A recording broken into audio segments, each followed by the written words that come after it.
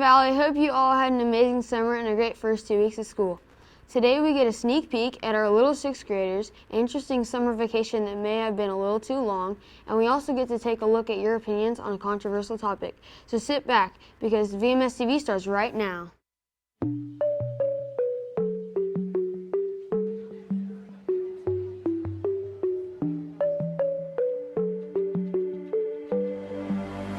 Lift me from the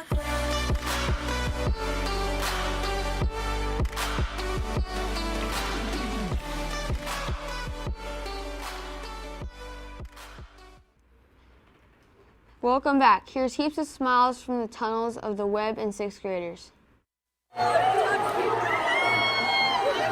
So what are you most looking forward to going into sixth grade? I'm most looking forward to making new friends and having a good time in school. For a good year with great teachers.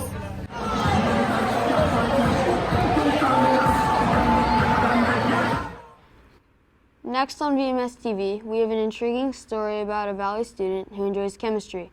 Let's send it to Gabe Benson.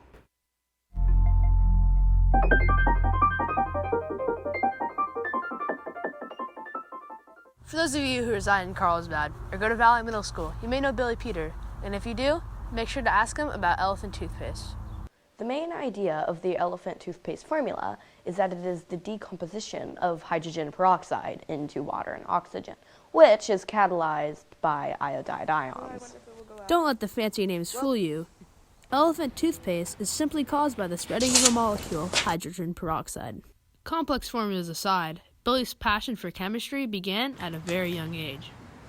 Well, I've actually been into it all my life, ever since kindergarten. I love chemistry because chemistry comes up with all these equations, formulas, and it's just very fun. Billy has his own special inspiration that he plans to use as he furthers his career in chemistry. My inspirations are from my grandfather, who I sadly never got to meet, but I heard that he had a laboratory in his house. And then mostly it just comes on to goofy scientist characters, which are pretty cool. Billy included. Many chemists know the risks of their profession. The danger of chemistry in that I could seriously injure me in a terrible way or even die. Don't go dying on us, Billy. Reporting for VMS TV with photojournalist Kane Evans in Carlsbad, California, I'm Gabe Benson. Wow, incredible story about Billy, the chemistry prodigy. Now we're going to head to our campus camera with Alexander Galfarno. This week we asked, what is your opinion about the cafeteria food? Let's get some insight on what your responses were. What is your opinion on the school cafeteria food? The food is good there. It's pretty good. It's much better than Magnolia's. Yeah, I think that too. It's amazing. It's whack. I think it's pretty good. It is very good. I think the school cafeteria food is really good. Good pizza, good burritos. I don't really have anything else, but I'd say it's pretty good. I usually just bring lunch from home. Not good. Not good at all. Next up, we have Adelaide with our guest Burke, who has recently taken a fascinating trip to the UK. So I heard you were in England. Yes, I was. So what were you doing there? I was there for my cousin's wedding. Cool. So you were in England for 2 weeks. What else did you do there? Well, some people may not know this, but I spent most of my time in Menorca, which is one of the Balearic Islands in Spain. Cool. Back to the wedding. How did it feel to be at your cousin's wedding? It was different, definitely different than your typical American wedding. What do you mean by that? Well, at the wedding there were hymns, and then top of all that, to get from the wedding to the reception, you had to ride on a double-decker bus. Cool. Bonus question. How's your British accent? It's not too bad. Back to Landon at the desk.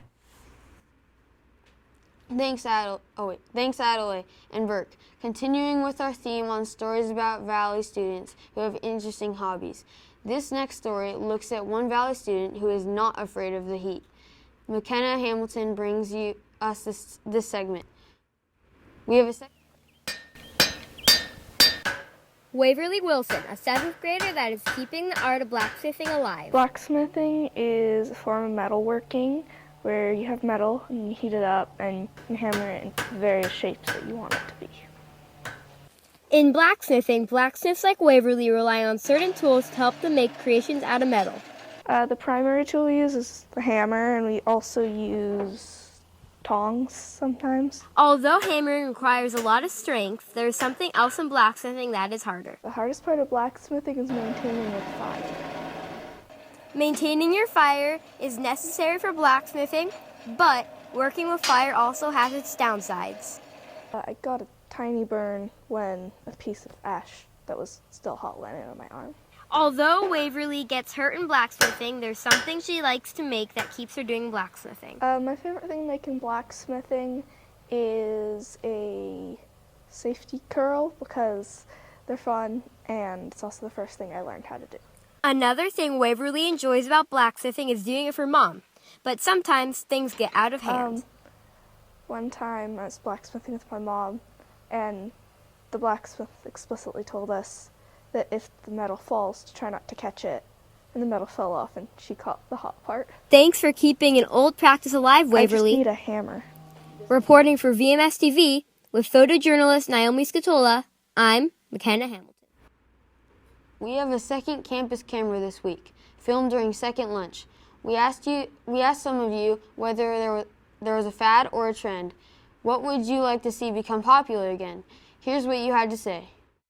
One with like the edible crayons. Those are the bomb. Definitely Galaxy bucket hats. I don't know, Rainbow Loom. The mannequin challenge. What trend would I bring back? Acid wash jeans. Rainbow Loom. Yeet. The little plastic princess heels. Of course, yeah. Fingerboarding. The dab.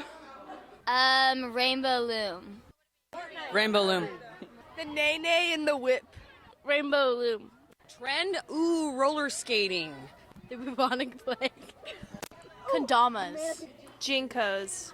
The big giant jeans. The trend?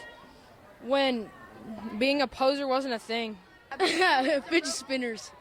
Probably say Converse. Everybody underestimates Converse.